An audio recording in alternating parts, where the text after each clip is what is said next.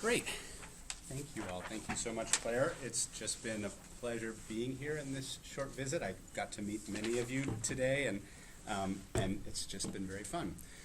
So, as Claire said, when I think about the identities or the hats I wear when I name what I am, I often start with social epidemiologist and then maternal and child health epidemiologist. And I rarely actually call myself a spatial epidemiologist, even though a lot of the work I do incorporates spatial methods. And that's mostly because I think of the spatial epidemiology part as being the methods that help me do the social and the maternal and child health work. So they're the tools, but they're not exactly the thing I am. They're not my identity. And that's kind of what I want to talk about today, is what does spatial epidemiology mean? At least what does it mean for me as an epidemiologist? Where does the space part come in? How is it useful? And so I want to talk a little bit about this idea of the imprint of place, making meaning. So I've kind of organized this into a preface in 3 short chapters. And I'm going to just start off with some pretty pictures. I like maps, so I have some maps in the beginning. I don't know if has anybody seen this map. This was in the New York Times a couple years ago. It's obviously a map of the U.S. Any ideas what it is?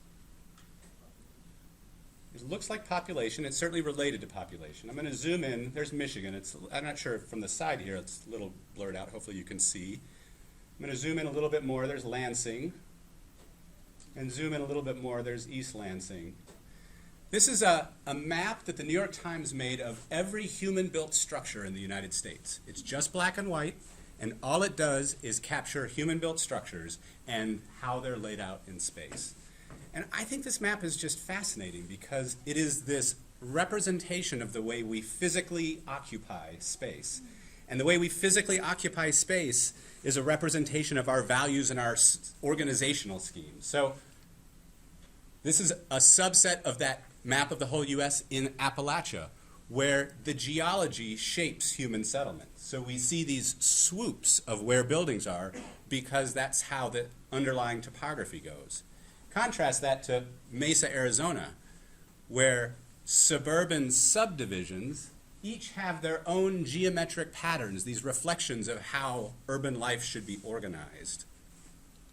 Or Washington, D.C., where there are the local neighborhoods, but also this sort of meta-narrative of what is urban design and how should space be organized and stratified. And then finally, this is near Flint, Michigan. So that's Flint down in the lower right. And then that sort of faint grid you can see is the kind of cool gridded highway system that you have in Michigan that we don't have everywhere. We have grids in cities, but Michigan has this gridded system across the state, and you can see that with the buildings. So I think this map is one interesting kind of view about what can we see with maps. Here's a different one. This is sort of silly, but I like this one a lot. This is a map that somebody made based on some survey data in France on what do you do when you meet somebody you know? How many times do you kiss them on the cheek? And it could be once, twice, 3 times, 4 times, or 5 times. So there's some heavy kissing going on in some places. And if you look, you can see there's kind of speckly because people are different. Not everybody does the same thing. So in any given place, not everybody behaves the same. But there's also this spatial structure to this kissing pattern. So there's some socio-relational cultural norm that varies through space. So that we have, for example, the 4-time kissers in northern France, and then mostly 2-time kissers in southern France, except for that little pocket of 3s that are surrounded. And then we've got the kind of more prudish once-time kissers. This is a map I just came across this last year. It's by Harold Frisk. I find it mesmerizing. Does anybody know what it is? This is a map of the Mississippi River in the Mississippi Delta, and the white part is the river, and the color represents all of the paths the river has taken over the last century. The white part is, the colored parts are characterized by the deposition of sediment from the river on the ground. The reason I saw this was because last year National Geographic updated Harold Frisk's map with some more technological LiDAR mapping, which is basically a fancy camera from an airplane, but it still is the same thing. This is basically a photograph of the surface around the Mississippi River. And what I find fascinating about this is a map of the physical imprint of history in place. So the the march of time physically changed the things that are present in places. So, why am I showing you these maps? I think maps are really fascinating. They do different things for us. What maps do is they filter reality and they highlight some feature that's interesting. A map that has everything about the world in it would be a very useless map. What makes a map useful is that it only tells us one thing about the world, and it tells it hopefully in an elegant way. So maps can describe the physical form of populations or built environments, which may reflect things like social dominant values and social stratification, like we saw with those building structures. It can describe socio-relational and cultural patterns, so not just built stuff, but how we are with each other, like how we kiss each other when we meet. And it can capture this imprint or legacy of time in places. So my kind of bottom line for the preface is that I think maps are cool. Maps are sometimes, not always, elegant and beautiful, but I actually don't think those two things are sufficient to say that we should be doing spatial epidemiology. Just because they're cool and elegant, that's a reason for me to hang them in my living room. But the reason to do epidemiology is because they somehow advance the work of understanding the distribution and determinants of health and population so that we can impact health. So one way we see spatial epidemiology used commonly is in very descriptive work. We map disease. We think about disease distribution in terms of person, place, and time. Place is a key feature of that. And so maps are one way that we do descriptive epidemiology. But what I want to argue for the rest of this time together is that more than the maps and more than like any fancy statistics or fancy software, it's how we think about space that makes spatial epidemiology potentially useful. It's how we think about what those relationships mean and what they capture that is useful. So I'm going to kind of give 3 examples. These are 3 different projects that I've worked on over the years. Some are still ongoing, and so I'm just going to show preliminary results. I usually talk about these more on as a standalone projects, and because I'm trying to organize them around this idea of space, I'm going to whiz over some specifics. So if there's any questions or details, we certainly will have time to talk about them. But I want to talk about the way we can use space or place in epidemiology in 3 kind of different themes. Space as a context, and I'm going to talk a little bit about what Claire mentioned, how we're working to build capacity for maternal mortality surveillance. Space as more of a complex, nuanced causal actor, and this is an interesting, and you may find it to be far-fetched, we'll see, hypothesis about the legacy of slavery and the contemporary declines in heart disease mortality. And then space as a modifier of individual risk. And I'm going to talk a little bit about the interaction of persons and places and their geomicrobiome. Okay, so first, space as context. I'm starting with this one first because this is probably the most conventional way that when we do incorporate space into epidemiology, we do it. We think context is environment. We're used to thinking about environment in epidemiology as an exposure, and so this is one tool that we can use space for, is it proxies and captures and measures an exposure. So I'm going to talk about it with respect to maternal mortality. You may have heard in the news there's lots of increased press attention to the crisis of maternal mortality. I put air quotes around crisis, not because it's not a crisis, but because it's not new. The extremely high rates of maternal mortality have been around for quite some time. They've been increasing over time, but they certainly have much more public attention at the moment. And in particular, one area that's importantly getting attention is that there's dramatic racial disparities in maternal mortality. So we know that there are large racial disparities in many perinatal outcomes, but the black-white gap, for example, in maternal mortality is substantially larger than it is in most pregnancy or perinatal outcomes. Not only is there a disparity, but as our rates are increasing, they're actually increasing faster for black women than for white women. So first, there's this inequity. Second, maternal mortality is going up, which it's not doing in any other high-income country, and then it's going up highest in the group that's already experiencing the highest burden. Now, in the US, we have about 3 surveillance systems, public health surveillance systems, that we use to investigate maternal mortality. One is our National Center for Health Statistics vital records. So we can try to identify maternal deaths from vital records. The second is related to that. It's called the Pregnancy Mortality Surveillance System. CDC runs that. It's basically vital records plus. So it takes vital records, death records, merges them, links them to birth certificates to try to identify possibly any deaths that were related to a pregnancy that you couldn't tell it was pregnancy related from the death certificate.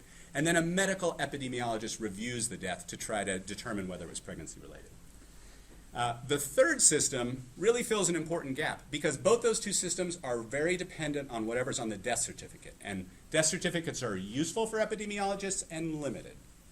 So the third system tries to fill in gaps by painting a richer story of what happened. Why did this woman die during pregnancy or in the year following pregnancy? What happened, and particularly what could we have done to prevent it so that we can in fact change health systems and prevention systems.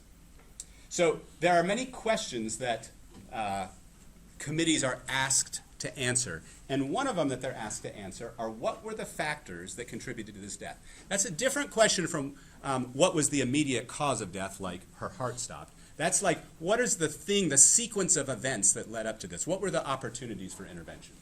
And they come in categories. So there's patient, family, provider, facility, systems of care, and community. Now, these data come from a new surveillance system that CDC has been pushing states to adopt. Many states, including apparently Michigan for some years, have had maternal mortality review committees, but there's an effort to standardize them so that they're collecting information in the same way. And what CDC found when they collected the first set of data from about 14 states is that the committees were pretty good at finding underlying contributing factors at many levels, except for the community level. And to the credit of the folks at CDC, they recognized that this was discordant with what we know about maternal and fetal medicine generally, which is that there are important social determinants of maternal health outcomes. And so if committees are not identifying them, that's potentially a problem. So that's where I luckily was able to get involved, and they asked us to think about how we could develop a set of tools that could support the maternal mortality review committee's work around health equity. How could they think about what are other community factors that they're not already incorporating? So our task was, how can we deliver data that enriches the case narrative as committees are reviewing this? Now, there's not a lot of data about the community or social determinants of maternal mortality because people haven't really studied it. But there is a lot of information about lots of other outcomes that are related to women's and infant health that may be correlated with maternal mortality, like infant mortality, preterm birth, obesity, diabetes, hypertension, all-cause mortality.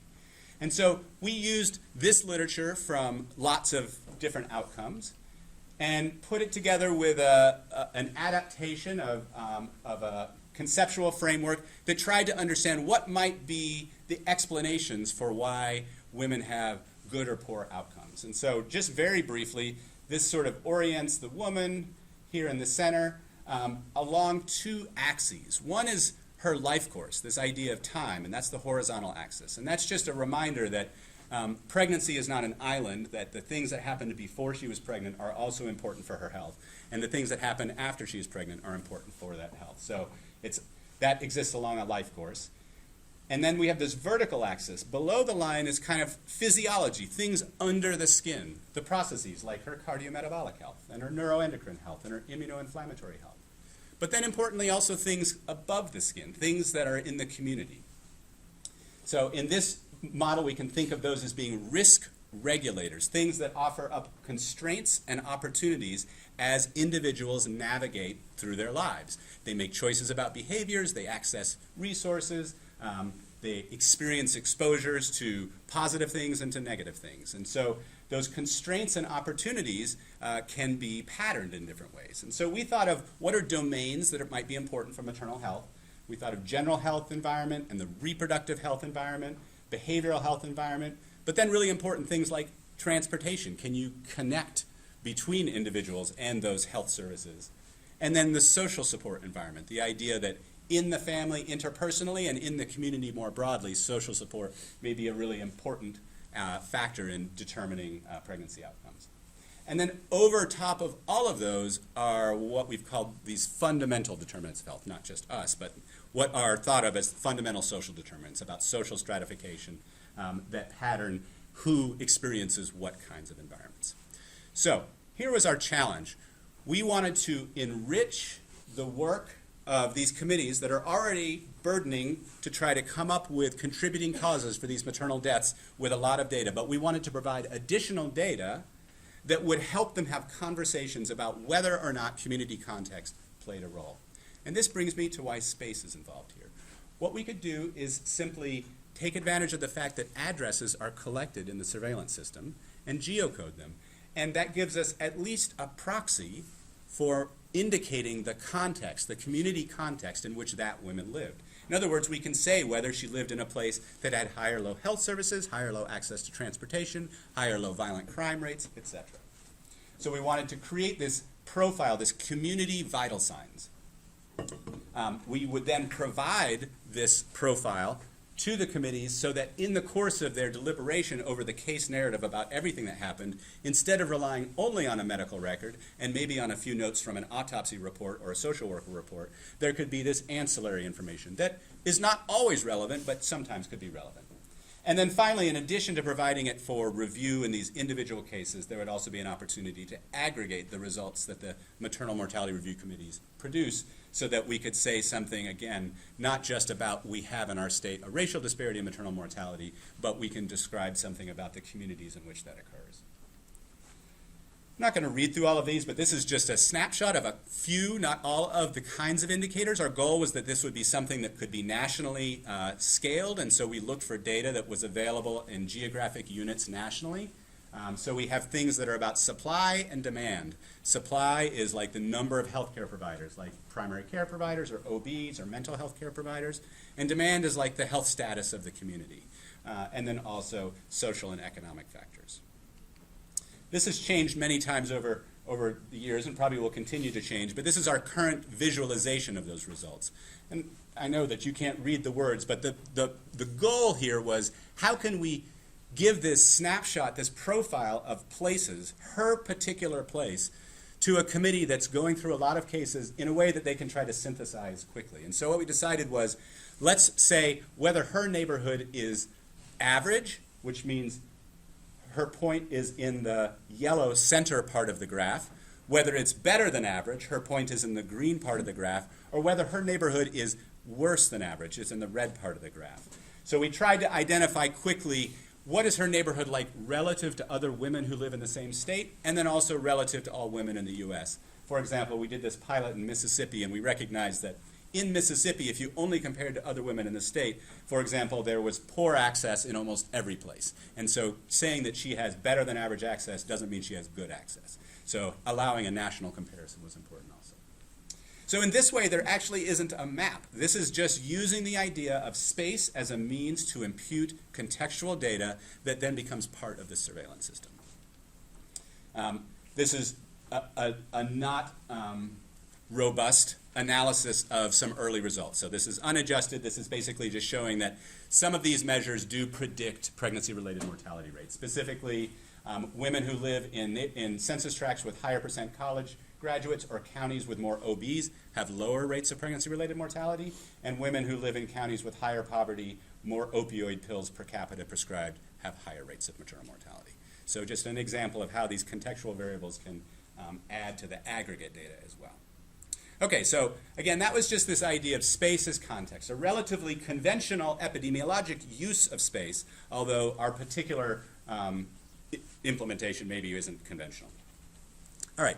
Now I'm going to change gears. I said I was mostly maternal and child health, and I mostly am, but a few years ago I had this opportunity to work with some different folks at CDC in the small area analysis team in the Center for Heart Disease and Stroke Prevention. I didn't really know very much about heart disease or stroke, and so I had a lot to learn, but it was very fascinating, and it's mostly surveillance work around the spatial temporal trends in mortality from stroke, from congestive heart failure, and from all diseases of the heart. And that collaboration has been going on for several years, and then it gave rise to this project that I'm going to talk about today. So first, just a little bit of background. So now we're thinking about space in a different way. We're thinking about space as a more nuanced causal actor. But the background is heart disease is really fascinating. We probably know that heart disease is the leading cause of death in the US, and it was in the mid-20th century as well. But over the latter part of the 20th century, we've actually seen dramatic progress in heart disease mortality. So a 67% drop in heart disease mortality, which we can't say in that short of period of time we have that kind of progress in many other things. So it's pretty incredible.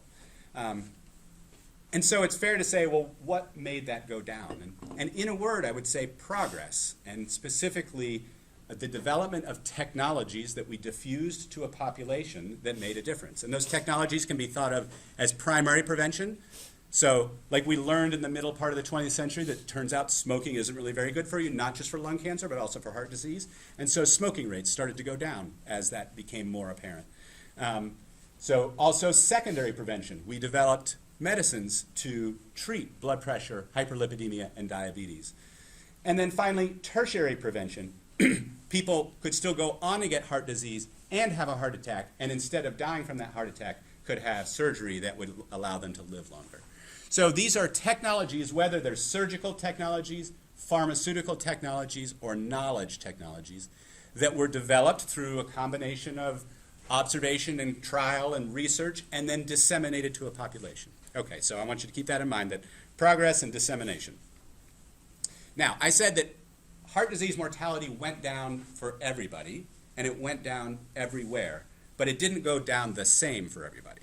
So, for example, the decline for African Americans in that same time period is only 60%, whereas it was a 68% decline among whites. And similarly, if we look at a map of the US, what I'm mapping here is not the rate of heart disease mortality, I'm actually mapping the percent decline. So how fast did heart disease mortality go down between 1968 and 2014?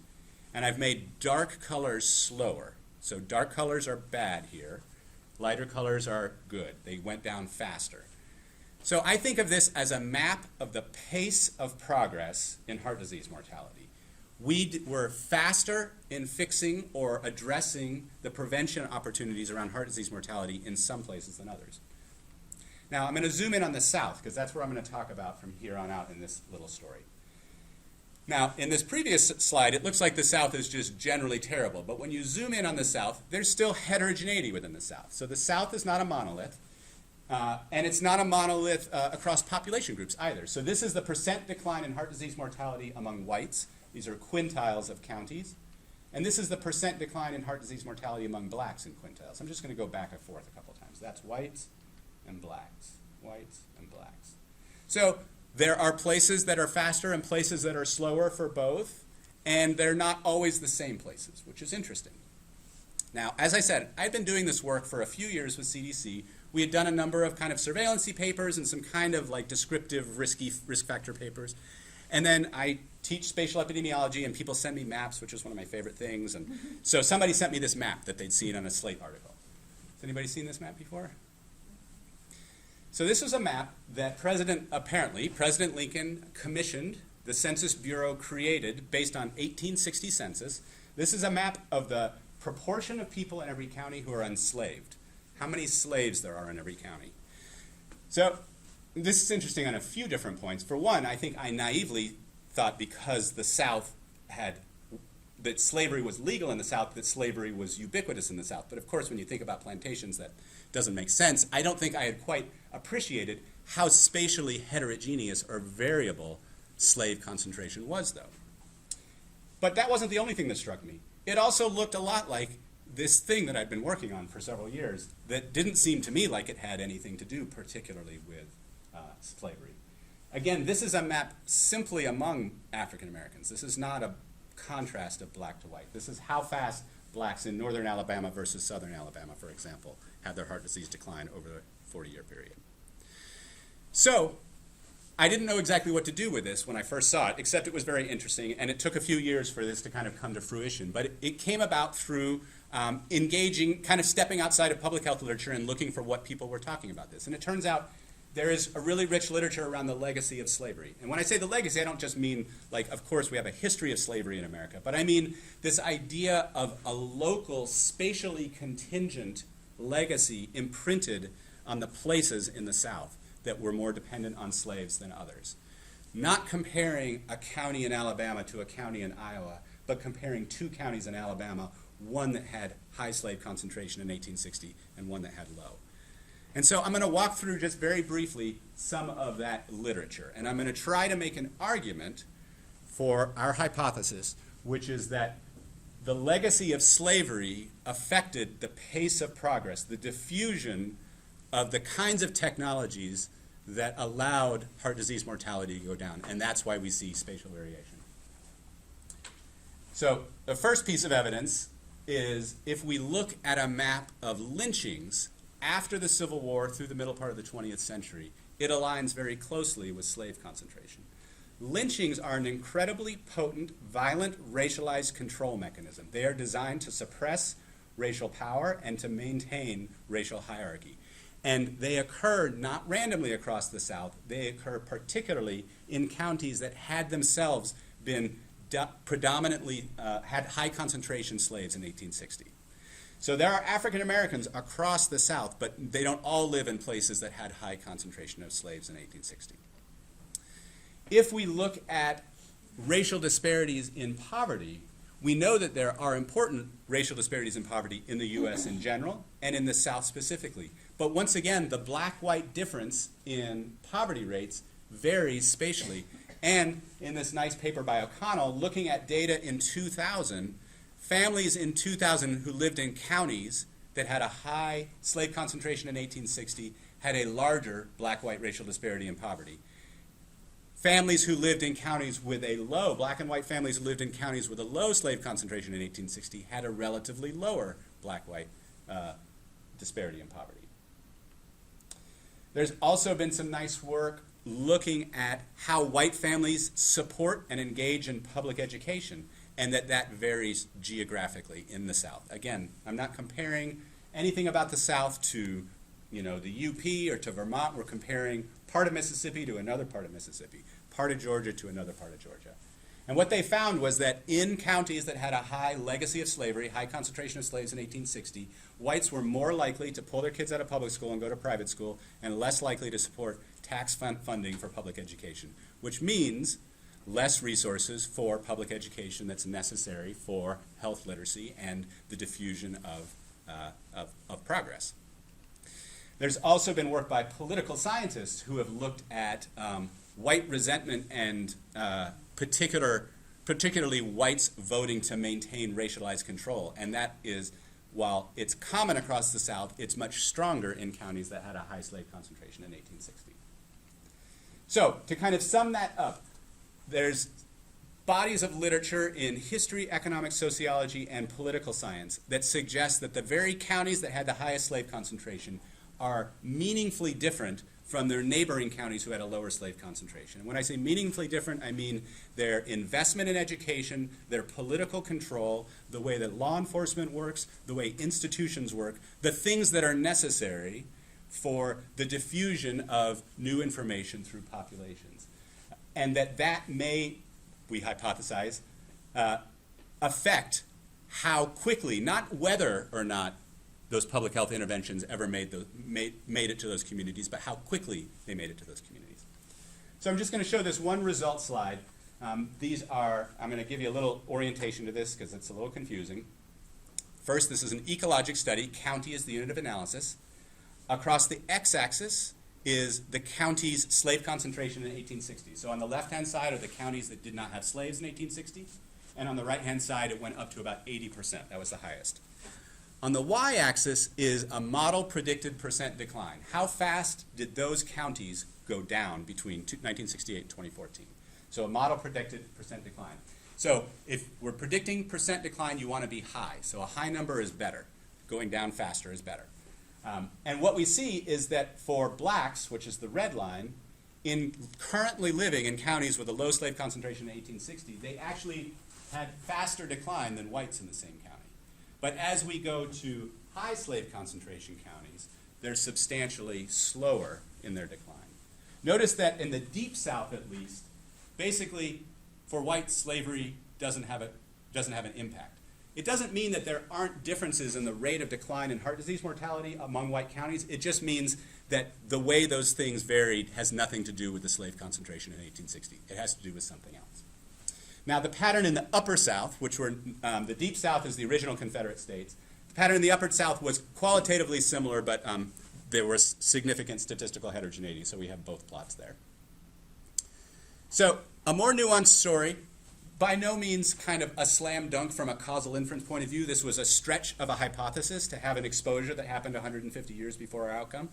Not to mention that our outcome is ecologic at the population level, summarized as the percent change in a population over 40 years. So it's a stretch, but it's a descriptive story about explaining variation in the rates of decline.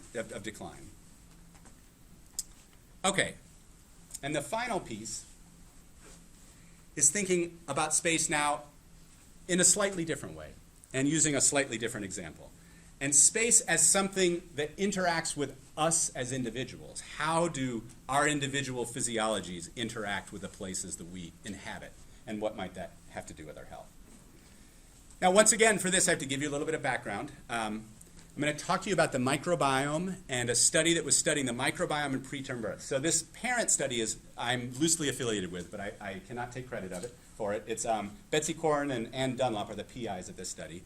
And it is a study designed to understand variation among African American women in their risk for preterm birth, and particularly hypothesizing that the microbiome, the whole host and community of microbes that live in and on us, that the microbiome, oral, vaginal, and rectal, may be part of a sequence of processes that mediate behaviors, the relationship between behaviors, experiences, stressors, and ultimately preterm birth. So their hypothesis was along these lines, that we could answer some question about preterm birth by measuring an individual version of the exposome, all the things that we expose ourselves to through nutrition, behavior, stress, and understand how that changes the microbiome. I'm going to say just a little bit about the study design because that'll just help make sense of some things that are coming up. First, this population is all African American women. From a health equity point of view, there's sort of different angles to take about when we should be comparing race groups if we're interested in racial disparities and when we shouldn't. And so in this particular case, the question was not one about what is a counterfactual difference between black and white women, but rather understanding among black women, most of whom do not have preterm birth, among black women, what are the causes of variation in risk? And one thing that's unique about Atlanta is that it's got a huge, within the city it's about 60% African American, and in the metro area it's about 30%. Huge African American population that is also socioeconomically diverse. So a strong black middle class, black political capital, social capital, and so the study was designed to intentionally sample middle class and lower income African American women. And so the other piece of inclusion was that they had to deliver at Grady Hospital, which is our safety net hospital, or at Emory Midtown, which is a private hospital. The target, it still is recruiting, is 850 women. We currently have 484 in the analysis I'm about to show you. There are a lot of things measured, including microbiome measured at 2 points in time. Early pregnancy, 8 to 14 weeks, and then at 24 to 30 weeks. Now, this was the original parent study, and the piece that I'm doing is saying, I actually think it's problematic that you're looking at the microbiome, which is implicitly this ecologic idea of community microbes interacting with the environment, but the only environment you have is like what she puts in her mouth. But you don't have anything about the environment in which she actually lives. So I said we need something more about her context. We need to have more there. So we added this geosocial exposome, and we called it the Sesame Street study. Spatial Exposome and Microbiome Study. I'm proudest of this name of any study I've ever named. They have those little algorithm makers online, and you just put in your study words, and like usually it doesn't work, and it did this time. So the Sesame Street, this also helped a lot with recruitment. Women were super happy to be part of the Sesame Street study. They liked that better than the other study, which didn't have a good name. So why might the spaces women inhabit affect their microbiome? I'm going to just give 3 kind of very high-level bullets. We have some evidence that things like air pollution, which does vary spatially, also affects gut, lung, and oral microbiome.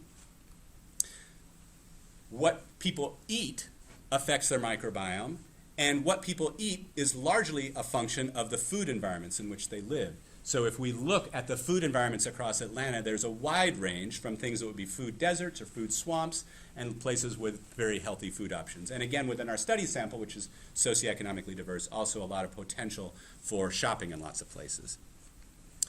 And then there's interesting evidence about social stress and social isolation in the microbiome. And some of this work actually happened years ago, thinking about bacterial vaginosis and then the microbiome in the vagina and stress, and that's relation to preterm birth. But there's actually also some interesting animal studies about primates who groom one another, and the ones with more dense social networks who groom with more other primates have healthier microbiomes than the ones who are more socially isolated.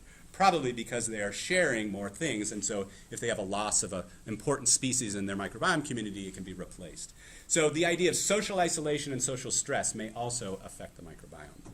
And all of these things may vary spatially, so it feels like space needs to somehow be in the picture. So we're talking about this as the exposome, but a challenge we have with lots of spatial analysis is thinking about, well, where is the exposome?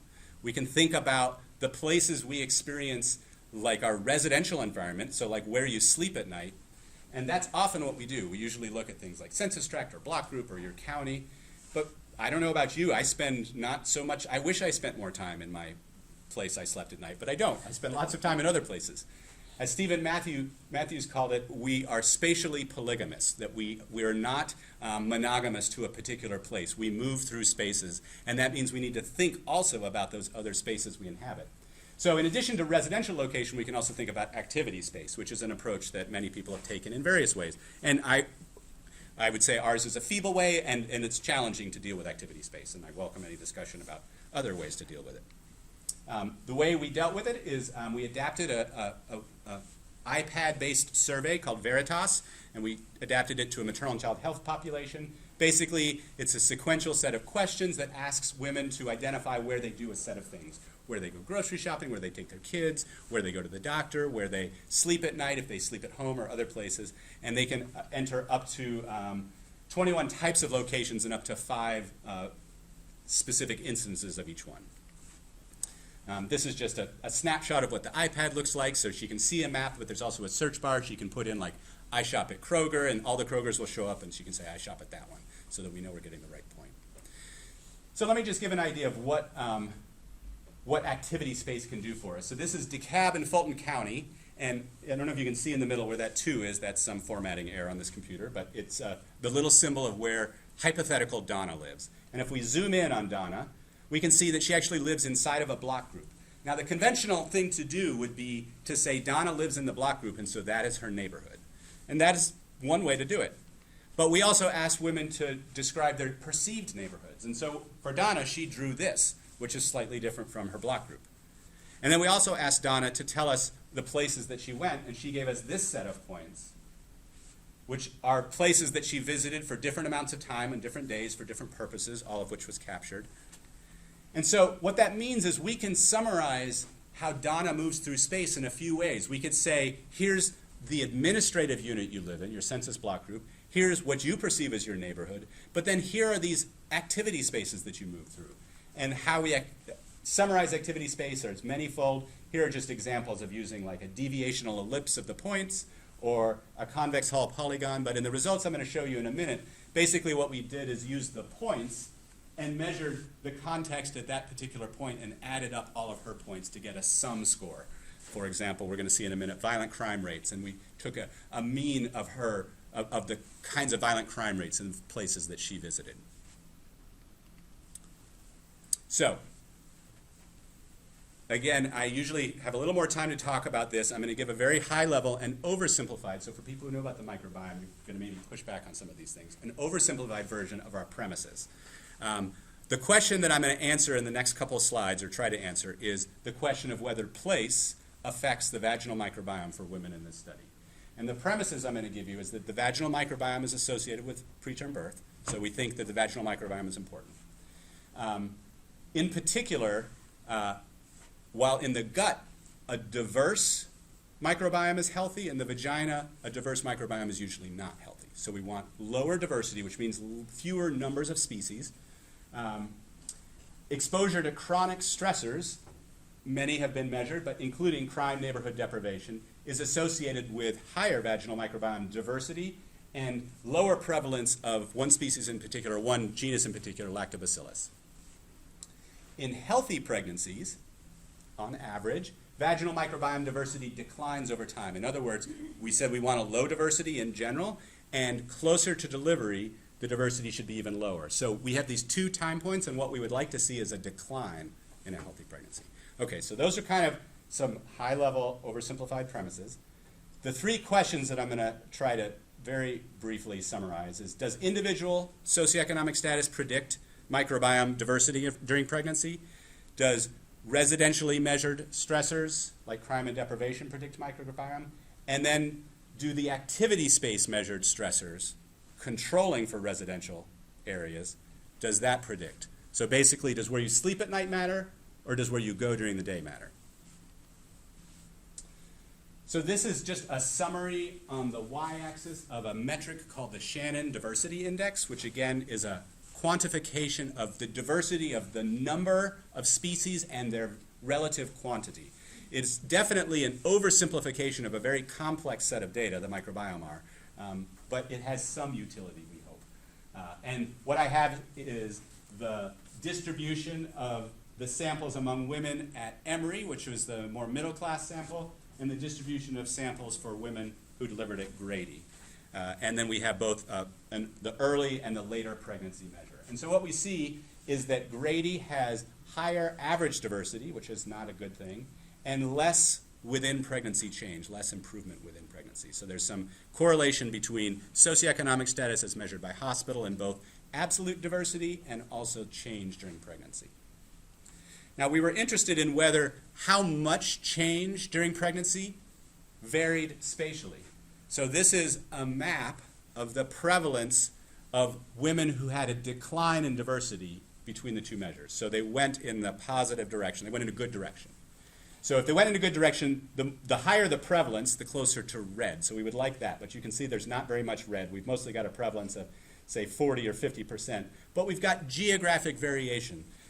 It's not a pattern that I have a lot of comment on in terms of what's going on in those places, but it suggests that the diversity trends in pregnancy are not spatially random, that there seems to be some spatial patterning, which begs the question of what?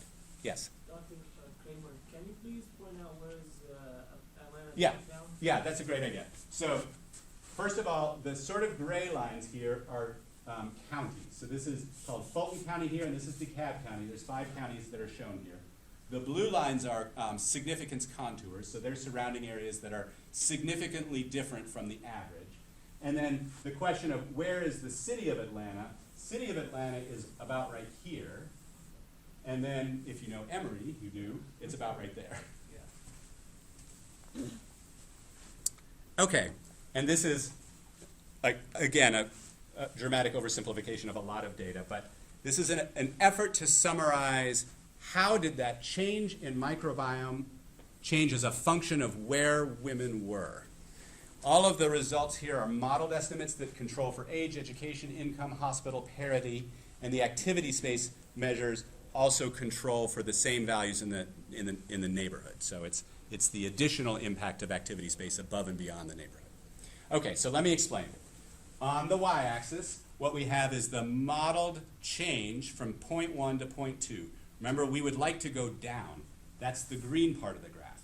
So where we would like to see women is in the green part of the graph. But points that are in the red part of the graph mean that their diversity increased between the 2 points. So they actually have more species diversity later in pregnancy, which is a potential risk factor for preterm birth.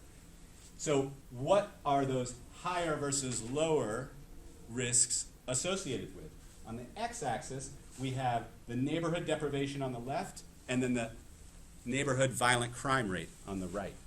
And what the 2 lines show are whether we measured it based on where she slept at night, which is the blue line, or we measured it as the average of her activity space points, where she went during the day. So we can see a couple things. One is that spending time in places with higher deprivation and higher crime are associated with poorer trends in vaginal microbiome among pregnant women. So there's a tendency that as your exposure to high deprivation or high violent crime increases, you move towards the deleterious part of that Shannon diversity change. There's some evidence, I don't have any confidence intervals on this because all of this is quite underpowered, and this is more a proof of concept is what I'm going to call it. So none of those interaction terms are really significant. But I'm showing, for example, that if these lines were significantly different from one another, we have two different stories about which spaces matter. For deprivation, it looks like activity space, where you are during the day, has a steeper slope, a stronger association. But for crime, it's where you sleep at night. The steeper slope is the residential crime. I don't want to make too much of that again because this is a small sample, but as a conceptual idea, that's the kind of information that we can try to leverage from these data, is understanding how do these individual people navigate spaces and how does that become embodied in the way their own microbial communities are behaving in ways that we believe are important for ultimately this pregnancy outcome. All right, so just to wrap up, because that was a lot and it was kind of all over the case. So Claire very kindly said that I have lots of multidisciplinary interests, which sometimes people say, you're really unfocused. And I just think I'm very enthusiastic. And so I have lots of topics that are in different places. I feel like they all connect together. Hopefully you do too. But as a summary, so here's kind of what we talked about. These things that I think space can mean for epidemiologists. Again, ultimately, that's what we want to do. We want to do epidemiology. We want to describe the distribution and determinants of health and population so that we can make a difference. So space and place can be a means to measure health-relevant exposures and describe health outcomes. And again, I think that's a pretty conventional approach and useful. But sometimes we can think more richly, and maybe we need to borrow from literatures and other places about what place means and this idea of the historical marks that are left on places. And when I say left on places, I mean the ways that local institutions operate that might be health relevant, even if they're not on their face health agencies. And then finally, this notion that people, places, and populations interact over space and time. And they do that in really dynamic ways. Ways that are complex and ways that are hard to capture, but I think ways that are worth thinking about, ways that are worth engaging with. I want to acknowledge lots of people who had contributions to make in all of these projects, including funders, and I would be happy to answer any questions.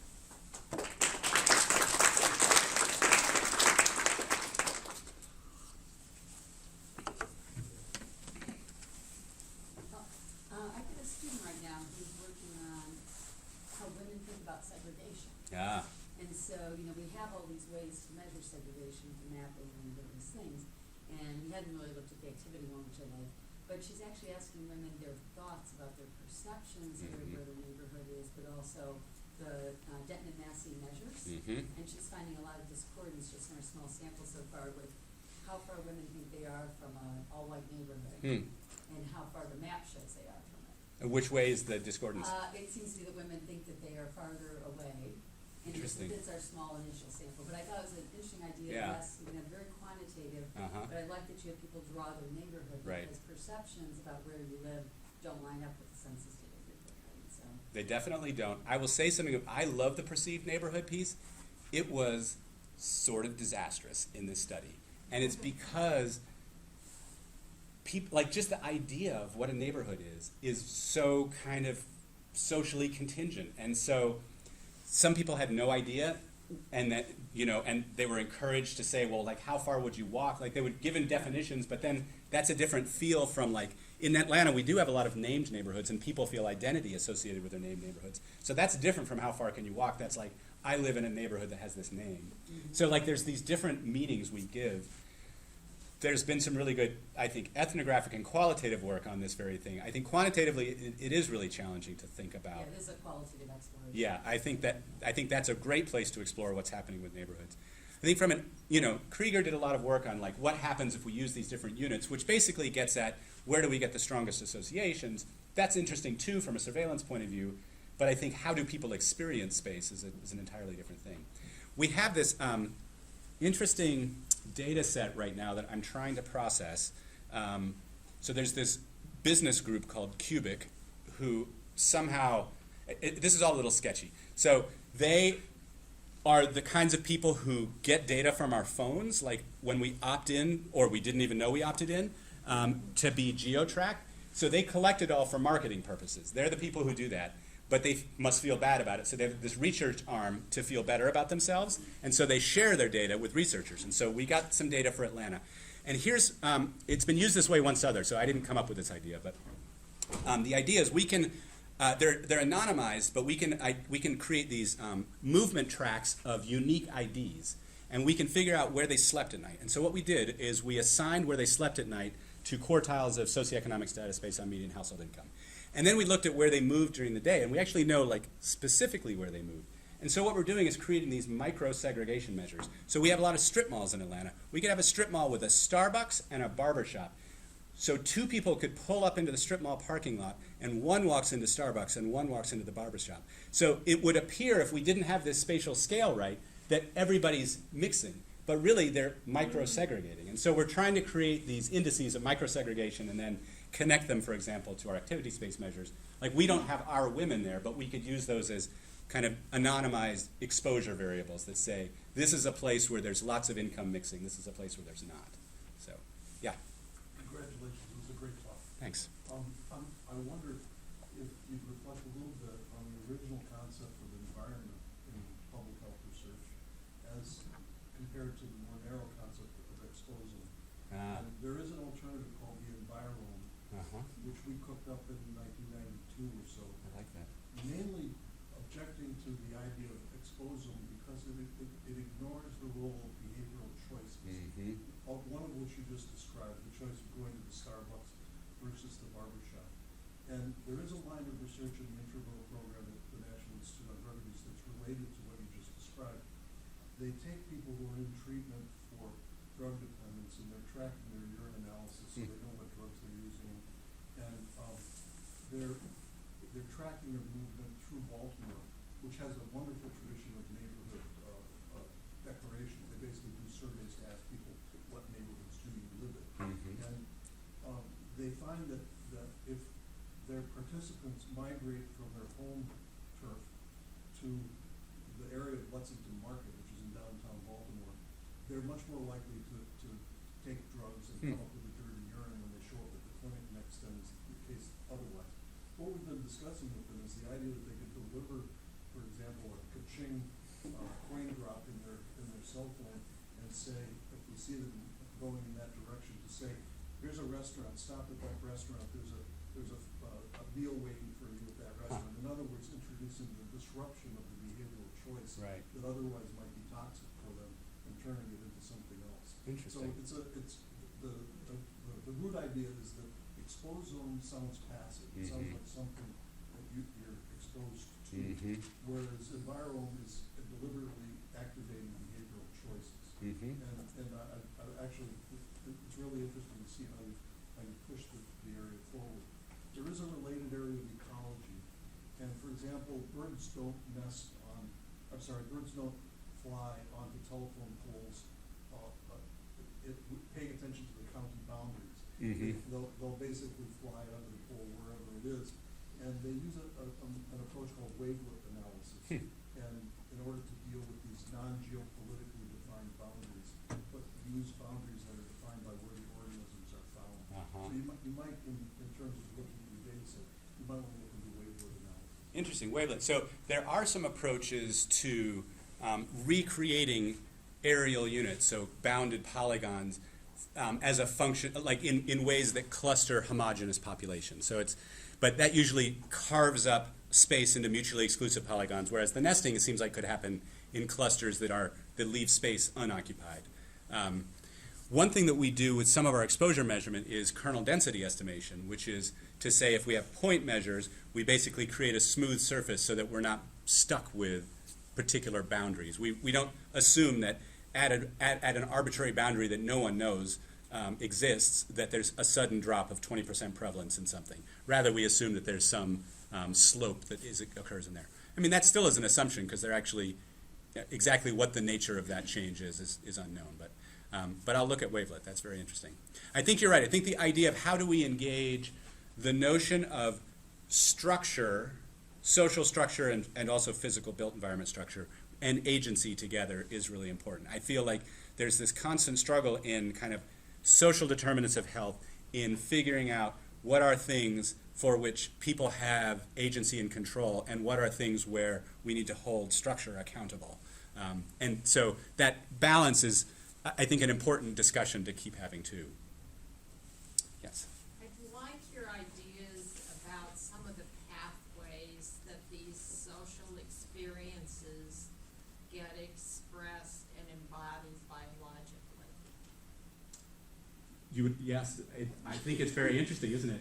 I mean, I think that idea of embodied, like Nancy Krieger coined that, or she's where I first read that word embodiment. Certainly people have talked about that, but I feel like I'm mostly interested in macro-social processes, but I'm an epidemiologist, and health is at its base level is in the individual. So I have to somehow, engage with the fact that social became biology.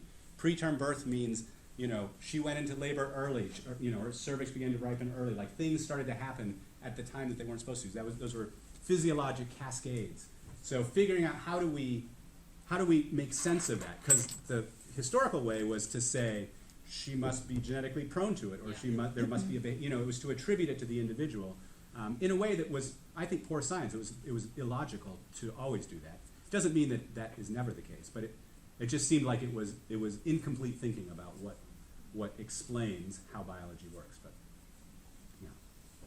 this is not an intellectual question. Can you flip back to the summary slide? Can you do that there and let others ask intellectual questions? Thank you. So, Dr. Kramer, for the first study, I'm just interested to know what is the reference group that you put the scale on, and for the third study, I'm interested to know are they only, like the women that you recruited, are they only from DeKalb and Fulton counties? And did you have like an income, did you segregate them according to income? Because like Emory Midtown, most of the patients that go to Emory Midtown, they're either like middle income or, high middle income or very rich people. Right. Okay, good question. So the first one, this study, what's the reference group? So those are basically, we struggle a lot with, this is just a data visualization thing. How do you tell a bunch of doctors, who are often the people on these committees, so I say that the poverty rate is 19%. They're like, is that good or bad? I don't know. Right? So we need to somehow reference it. And so we tried lots of things. We had box and whisker plots, and then it took a whole lesson to teach them how to read a box and whisker, anyways. So what we ended up with, we certainly ended up with green, yellow, red. That was good. Everybody could get that. But what it really is percentile. So we take her tract, we percentile all the tracts in the state and all the tracts in the country, and we say what percentile is her tract. So in other words, if she lived in an average tract, she would be at the 50th percentile. If she's at the 98th percentile, then she lives in a tract, and we coded everything so that high percentiles were always kind of the worst version of the thing. So she's at the 98th percentile. Now, using percentiles is problematic in other ways, like there's scale issues that we're ignoring and so forth and so on. But that was kind of, we're still working on it. I welcome other suggestions. That's what we've settled on. Because what you could do then, so basically these blue and red dots is, what's her percentile compared to your state? How, like, in Mississippi, this is the average place, but in the US, this is not the average place. That was the kind of story we wanted to be able to tell. Yes, there's no income restriction. We, in fact, wanted different incomes. The whole reason we sampled at Midtown and Grady was to get high and low income women, because what we wanted was to understand the experience of pregnancy across a socioeconomic range among African American women. So we have, in addition to sampling by hospital, which, we have all these measures of social status and economic status. Hospital seems to be a stronger predictor of everything than any of them, like education, income, insurance status. None of those things predict nearly as well as hospital. So hospital captures a lot of what would be otherwise residual or unmeasured factors that are different between women. But really quickly, before we go into more questions, I think we're kind of officially done at 4:30, so if people need to leave, feel free, but we can stay and have questions. Yes, good. I will not have my feelings hurt. Thank you. It's a really interesting talk. I'm wondering if you could talk a little bit about, or just explain some of your thinking on it. I noticed you used the word space and place. Yeah.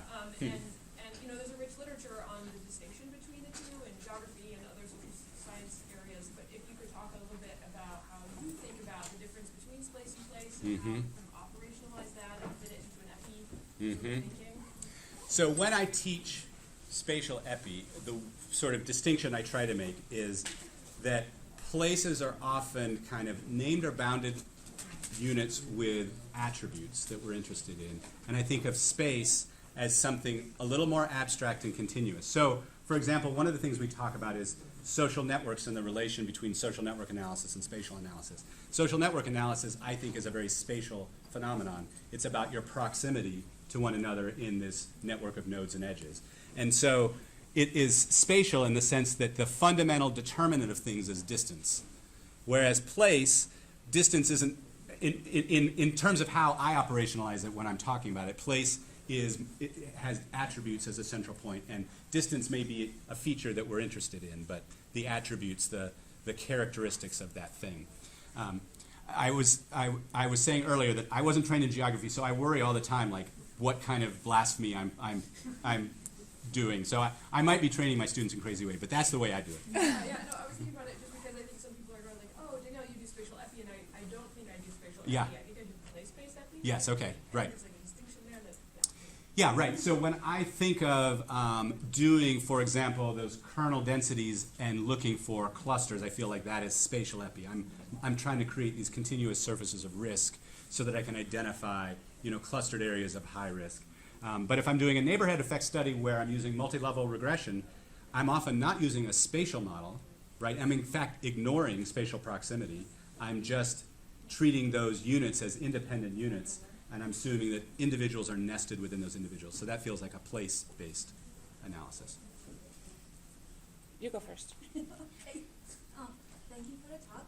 I was struck by what you said about maps. They're beautiful, useful, and only one thing on the map will make them useful. If you have too many everything on the map, it's not going to be a useful map. But then in the end, we do want to study all these things at the same time. And then when we're presenting, especially like the last study's results, when we look at how things vary by the spectrum of neighborhood differentiation index, we are putting lots of things together. I wonder, in that final present, that graph with two slopes, are they? I think it's a little bit of unfair representation because we know that these two hospitals, like, I think if you separate the two groups of people, right, most of the grading people are probably on this side. And so I actually had a model that had interaction by hospital, and I felt like it was too complex for this. Again, they're not significantly different, but I think that's a power issue as much as anything. But I totally think you're right. I think, for example, the notion that either place may matter I think it almost certainly matters differently by socioeconomic status, because both your ability to travel, so to have transportation, and sort of the way you move through the world is going to be different, and it not maybe in expected ways. So one thing, thinking about what Don mentioned about people's self-report of segregation, when we ask African American women about perceived racism and discrimination, black women who live in predominantly black neighborhoods generally say, I don't perceive racism.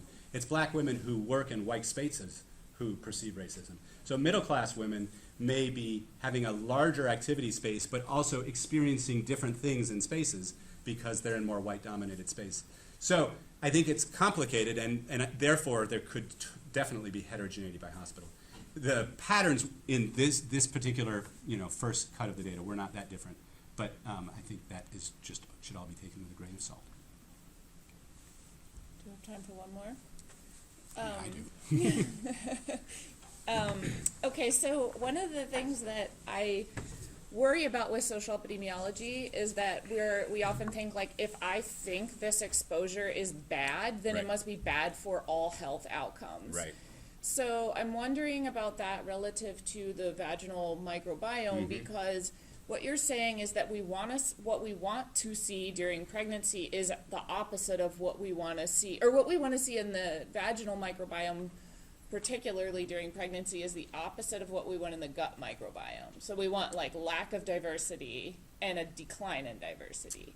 I mean, that is my read of the literature that doesn't have anything to do with social stuff. Right, Yeah. okay, so the bad and good outcomes are opposite. Yes, right. Yet, you know, you're saying the literature, I think you cited about like how the ways that place or space could affect The microbiome. the microbiome are coming from the gut microbiome. Right. So let's say that air pollution results in a decline in diversity In in the the gut. gut microbiome. Well, then should that be good for the Right. vaginal microbiome? Right. Or, so then that makes me worry that any findings that we see are just something else, like Yeah. that's really strongly correlated with place because Mm-hmm. it couldn't operate in opposite directions? Or is there some like actual thing, is there some actual pathway that we can think about like that affects the vaginal microbiome differently? I think so, yeah. I think that a healthy vaginal microbiome and a healthy gut microbiome are different, and we would expect in a healthy person both to coexist. So a Right. diverse gut and a lactobacillus dominant vagina would be a healthy status. But are the And those could proximal determinants of that, like if you eat a really good diet, will it result in both of those things, or do you have to do two different things? No, because I think the things that, right, exactly. I think the things that drive the healthy, so first of all, I think I'm being way too simplistic about what the microbiome does. For one thing, in vaginal microbiome, it does seem like community state types, the idea that lactobacillus dominant, it does seem like that has some play. Diversity is kind of, the metric that I used is kind of going out of favor because it may be oversimplifying things. And in the gut, community state types, like a certain species dominance, seems too simplified. So people don't seem to have community state types as an operational. I didn't do it here, but I don't have any reason to believe that the fact that more neighborhood deprivation decreased the vaginal microbiome, that it would similarly decrease the gut microbiome. The other way around. Yeah. That more neighborhood deprivation increased the vaginal microbiome, that it would do a good thing in the gut. It would presumably do, if it had any effect, do a bad thing. Because the things that are driving the microbiome isn't just, it's not like we're just accumulating species as we move through space. It's how is that community active and being held stable. So what happens in a diverse vaginal microbiome is Lactobacillus lucis dominans, and anaerobes become more dominant. And But what do we think are the proximal drivers of that? yeah, so at the individual level, douching and oral sex seem to be really important, but some really important work on chronic stress as a driver of bacterial vaginosis, when we were thinking back before we knew about microbiome and we called everything bacterial vaginosis. A lot of evidence about chronic stress and what that does either to neuroendocrine processes that affect pH in the vagina, or whether that's related behaviorally to sex networks and things like that. Okay. So I think what's driving vaginal microbiome is different from what's driving So it's gut microbiome. probably not like food deserts.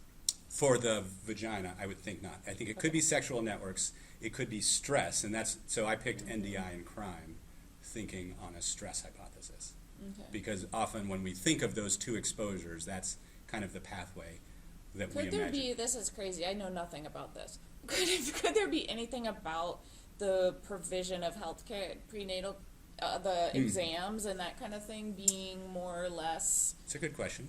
you know, seeing a bunch of different providers Right. versus the same, or the, No, that's you a know, good question. sterilization or whatever they're doing or not doing? Right. I don't know if anybody's looked at that or not. I mean, certainly the work that's been done on kind of inoculation ideas have been neonates, right? So babies who are born vaginally have a gut microbiome immediately from their mom, and babies who are born via C-section have a gut microbiome that tends to be more like their mom's skin. And so now they're doing some trials with like inoculating newborns who were born via C-section with their mom's vaginal fluid, trying to give them that microbiome. So when I think about like particular exposures, that's the example I think of. But I mean, that's a good question. I don't know. I don't know is the answer, I guess. Yeah. I mean, the microbiome, a healthy microbiome is a pretty robust thing. Like it's this dynamic ecologic system, one insult shouldn't mess with it. But if it's already fragile, then maybe many exams or a non-sterile exam could have an impact. I mean, the strongest predictor really seems to be receipt of oral sex. So mixing the oral and vaginal microbiome seems to alter. But it doesn't do that for everyone. So it's not like oral sex is not recommended. It's just that seems to be a factor that is correlated, predictive, but it's not deterministic. So there's obviously other cofactors. Like if we think of a causal pie, there's some other slice to the causal pie. Causal pies, Yeah. students. All I right. told you they're relevant. Oh, they're super fun. Yeah. Do you play the causal pie game? There's somebody, one of our students, I think she had it at SER one year. She had she made a whole board game, a causal pie game. Yeah. It's Okay. Thank you all for staying. Yeah, thanks so much, everybody.